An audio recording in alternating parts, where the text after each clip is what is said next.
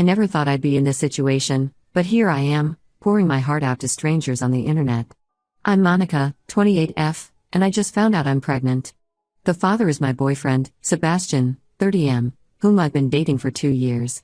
We met at a mutual friend's birthday party, and things just clicked. He was charming, funny, and seemed to genuinely care about me.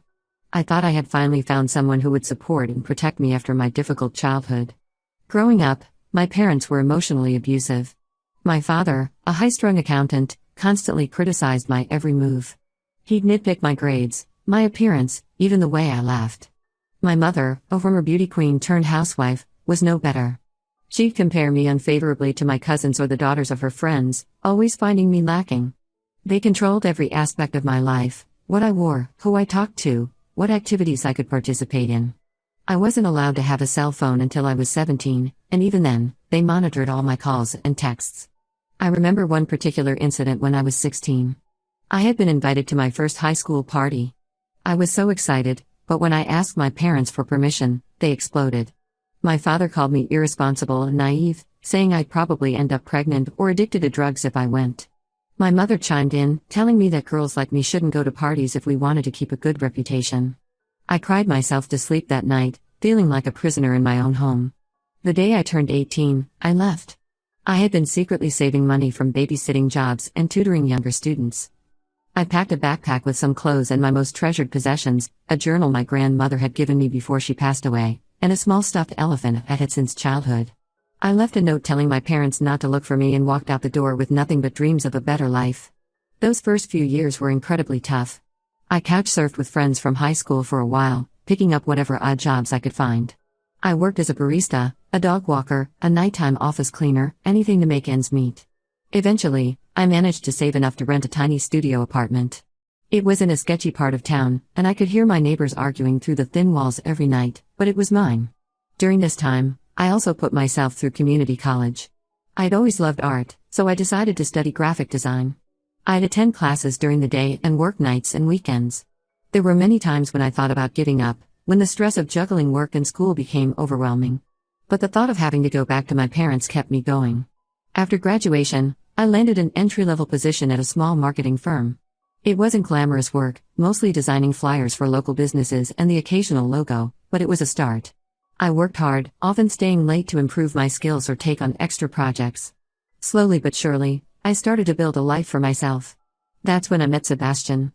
It was at our mutual friend Sarah's 30th birthday party. I almost didn't go. I was exhausted from a long week at work and the thought of socializing was daunting. But Sarah had been one of the few friends who stood by me when I left home, so I dragged myself to the party. Sebastian was Sarah's cousin, in town for a few weeks on business. He walked into the party fashionably late, all easy smiles and effortless charm. We ended up talking for hours that night. He listened intently as I shared some of my story, and he seemed genuinely impressed by how I'd built my life from scratch. When he asked for my number at the end of the night, I felt a flutter of excitement I hadn't experienced in years. Our relationship progressed quickly after that. Sebastian extended his stay in town, and we spent nearly every free moment together. He was attentive and caring, always asking about my day and remembering little details about things I liked. When he had to return to his home city, we decided to try long distance. We'd talk every night, and he'd fly in to see me every other weekend. 6 months into our relationship, Sebastian got a job offer in my city. He said he'd been looking for an opportunity to move closer to me. I was over the moon. Here was a man who was willing to uproot his life just to be with me. We moved in together shortly after he relocated. Living with Sebastian was like a dream come true. He was neat and considerate, always helping with household chores without being asked. He encouraged me to pursue my passion projects in graphic design, even setting up a small studio space for me in our apartment. For the first time in my life, I felt truly safe and loved. That's why today's events have left me reeling.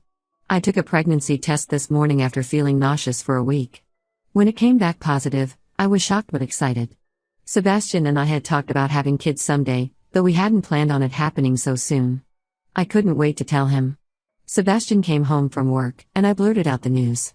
At first, he seemed happy, hugging me tightly. But then he said, "We need to tell my mom right away." I froze. Sebastian's mother, Amanda, 55F, has always made me uncomfortable. She's overbearing and constantly interferes in our relationship. From the moment Sebastian introduced us, Amanda has treated me with thinly veiled disdain. She'd make backhanded compliments about my appearance or my job, always with a sweet smile that never reached her eyes. Once, she accidentally spilled red wine on a white blouse Sebastian had bought me for my birthday. Another time, she rearranged our entire apartment while we were out, claiming she was just trying to help make it more presentable. I've tried to set boundaries with Amanda, but Sebastian always brushes off my concerns, saying she's just being caring.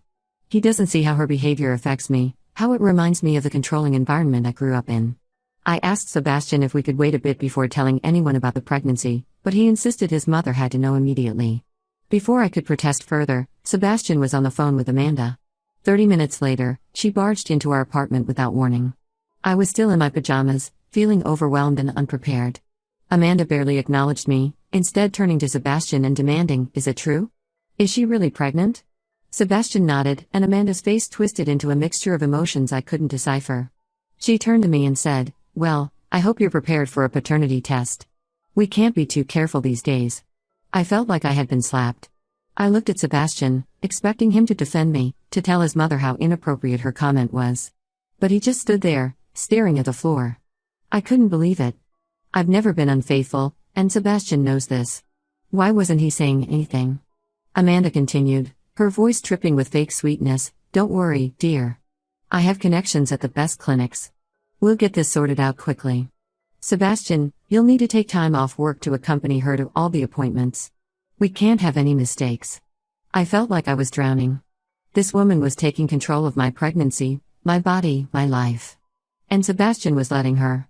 I managed to stammer out that I needed some time to process everything. Amanda scoffed, "There's nothing to process. We're doing this my way." Sebastian finally spoke up, but not to defend me. He said, "Mom's right, Monica. We need to be sure about everything. It's for the best." I couldn't take it anymore. I locked myself in the bathroom and cried for hours. I feel so alone and scared.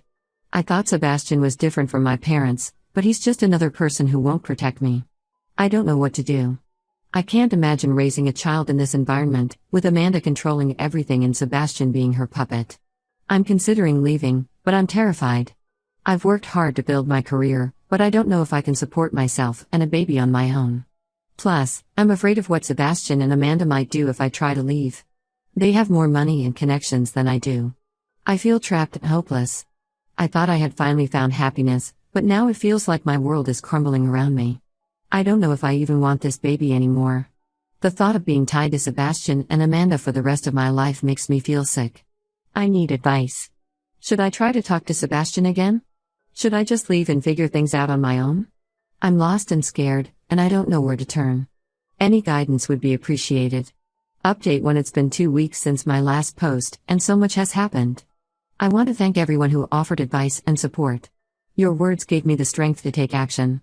The day after I posted, I decided to confront Sebastian. I spent hours rehearsing what I wanted to say, trying to find the right words to express how hurt and betrayed I felt. I waited until he came home from work and asked to talk. We sat down at our kitchen table, the same place where we'd shared so many happy meals and conversations. Now, it felt like a barrier between us. I took a deep breath and started talking. I told Sebastian how hurt and betrayed I felt by his lack of support when his mother demanded a paternity test. I explained that her behavior was controlling and disrespectful, and that I needed him to set boundaries with her. I reminded him of the stories I'd shared about my childhood, how I'd promised myself I'd never let anyone make me feel small again. As I spoke, I could see Sebastian's expression changing. At first, he looked defensive, but as I continued, his face softened. For a moment, I felt a glimmer of hope. Maybe he was finally understanding. Maybe we could work through this together. But then Sebastian spoke, and my hope shattered. He said, "Monica, you're overreacting. Mom is just looking out for us.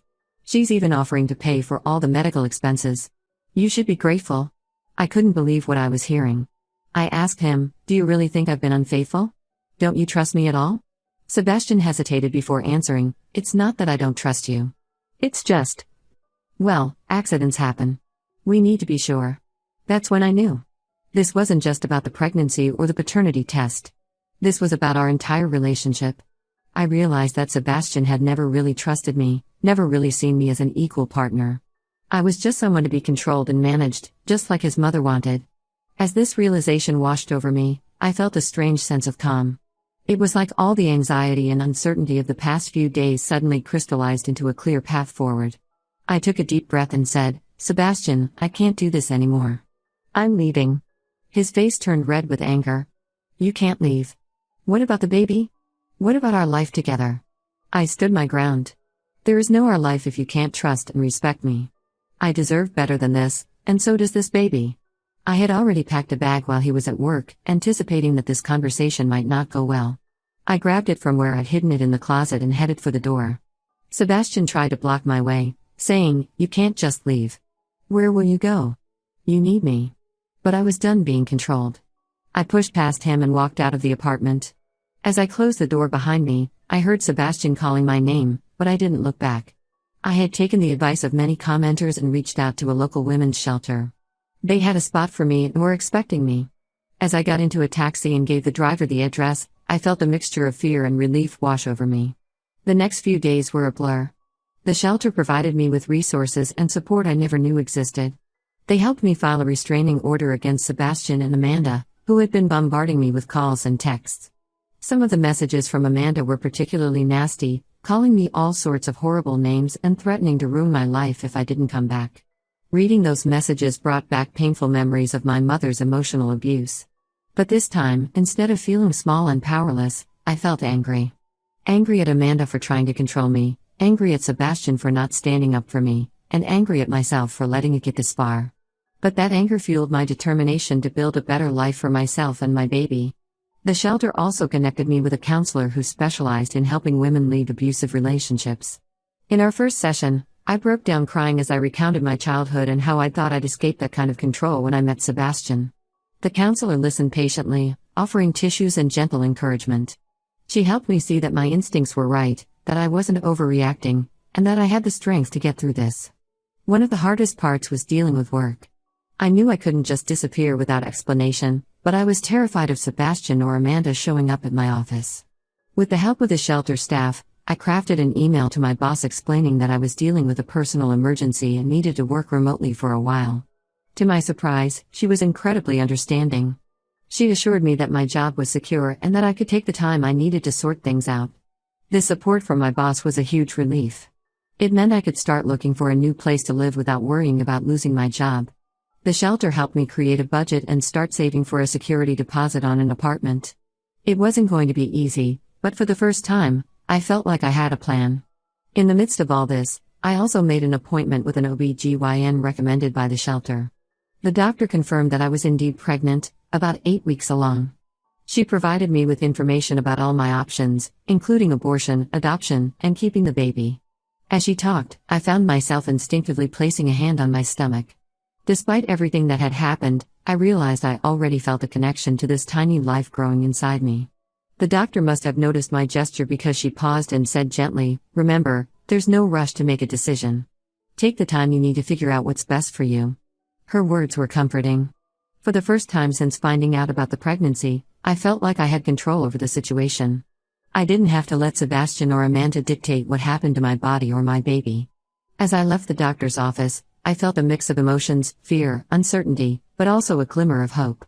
I knew the road ahead wouldn't be easy, but I was determined to create a life for myself, and possibly this baby, that was free from control and manipulation. I'm still scared about the future, but for the first time in weeks, I feel like I can breathe. I'm taking things one day at a time, focusing on my health and well-being. I'm rediscovering the strength that helped me leave my parents' house all those years ago. I know it won't be easy, but I'm ready to face whatever comes next. Thank you all again for your support. It truly made a difference in giving me the courage to leave. I'll update again when I have more news. Update 2. It's been a month since my last update, and I wanted to share what's been happening. First of all, thank you again to everyone who has offered support and advice. It means more than you know. I've been staying at a small apartment that the women's shelter helped me find. It's not much, just a studio with a kitchenette and a tiny bathroom, but it's safe and it's mine. The walls are a bit thin, and I can hear my neighbor's TV most evenings, but after everything I've been through, it feels like a sanctuary. I've started to make it feel like home, hanging up some of my own artwork and adding a few plants. There's something empowering about creating a space that's entirely my own.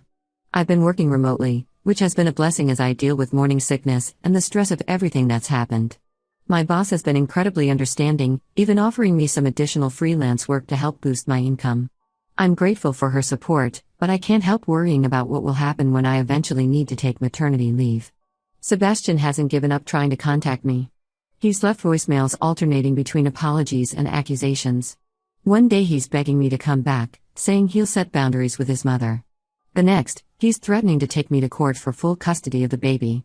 It's emotionally exhausting, but I've been saving all these messages as evidence, just in case.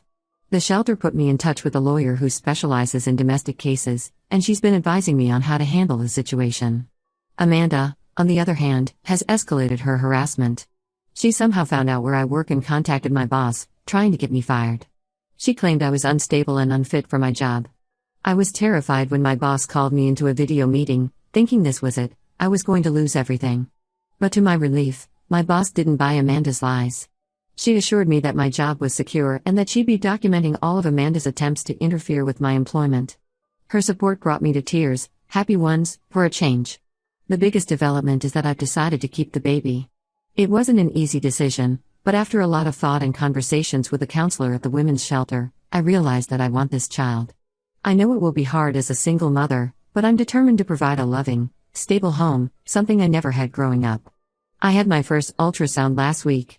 As I lay on the examination table, I felt a mixture of excitement and fear. When the technician turned the screen towards me, I saw that tiny heartbeat flickering. Everything suddenly felt real in a way it hadn't before. I'm scared, but also excited about this new chapter in my life. I've also started looking for a new job. As supportive as my current boss has been, I feel like I need a fresh start. I've been applying for remote graphic design positions that would allow me more flexibility once the baby arrives. It's daunting to think about changing jobs while pregnant, but I'm trying to stay positive. Sebastian found out about my decision to keep the baby. I suspect Amanda might have a friend at the clinic who leaked the information. He's now insisting on being involved in the pregnancy and demanding visitation rights once the baby is born.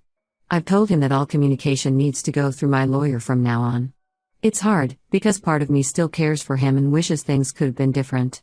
But I know I need to stay strong for myself and my baby. Speaking of lawyers, I've hired one to help me navigate the custody issues that are likely to come up. She's been amazing, helping me understand my rights and preparing for whatever Sebastian and Amanda might try next. It's expensive, but I'm trying to see it as an investment in our future. I've also started attending a support group for single mothers at the local community center. It's been incredibly helpful to connect with other women who understand what I'm going through. We share advice, encouragement, and sometimes just a shoulder to cry on. Last week, one of the women brought in some baby clothes her child had outgrown and offered them to me. The kindness of these strangers turned friends has been overwhelming. As my pregnancy progresses, I'm trying to focus on the positive. I've started a journal for the baby, writing down my thoughts and feelings as I prepare for their arrival. I want them to know how much they're loved, right from the start. I'm taking things day by day, trying to stay positive and focus on creating a good life for myself and my baby. It's not easy, but I'm stronger than I ever knew. Thank you all for being a part of this journey with me. I'll update again when there's more to share. Update 3. It's been 3 months since my last update, and I'm now 6 months pregnant. So much has changed, and I wanted to share it with you all. First, the good news, I found a new job. It's a remote position with a startup company that values work-life balance. The pay is better than my old job, and they're even offering maternity leave, which is a huge relief. I started 2 months ago and so far, it's been great. My colleagues are supportive, and the work is challenging in a good way. I feel like I'm growing professionally even as I prepare for motherhood. I've also moved into a small house that I'm renting. It's in a quiet neighborhood with a little backyard. The landlord is an older woman who, after hearing a bit of my story, has been incredibly kind. She even helped me set up some baby furniture that arrived in boxes. I've been slowly furnishing the place and setting up a nursery. It feels good to have a space that's truly mine, where I feel safe and at peace. Now for the not-so-good news, Sebastian and Amanda haven't given up. Sebastian filed for joint custody, claiming that I'm keeping him from his child. We had our first court hearing last month. It was nerve-wracking to be in the same room as Sebastian and Amanda again. Amanda glared at me the whole time, while Sebastian kept trying to catch my eye. I focused on staying calm and letting my lawyer do the talking. My lawyer presented evidence of Sebastian's emotional manipulation and Amanda's harassment. The judge seemed sympathetic to my situation but emphasized the importance of both parents being involved in a child's life. For now, the judge has ordered that Sebastian can attend doctor's appointments and birthing classes if I'm comfortable with it, but he's not allowed to contact me directly. All communication must go through our lawyers. Amanda has been barred from any involvement due to her harassment. Sebastian attended the last ultrasound appointment. It was awkward and tense, but he behaved himself. Seeing our baby on the screen seemed to have an impact on him. For a moment, I saw a glimpse of the man I thought I knew. After the appointment, Sebastian asked to talk. He apologized for his behavior and for not standing up to his mother. He said he's been going to counseling to work on setting boundaries with Amanda and understanding why he let her control our relationship.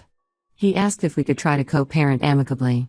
I told him I appreciated his apology, but that trust takes time to rebuild. I agreed to consider co-parenting, but made it clear that we would not be getting back together romantically.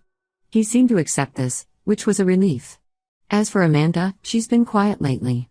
Too quiet, if I'm honest. I can't help but feel like she's planning something, but I'm trying not to let paranoia take over. I'm focusing on staying healthy and preparing for the baby's arrival. I've also been attending a support group for single mothers. It's been incredibly helpful to connect with other women who understand what I'm going through. We share advice, encouragement, and sometimes just a shoulder to cry on. Last week, we had a small baby shower for me.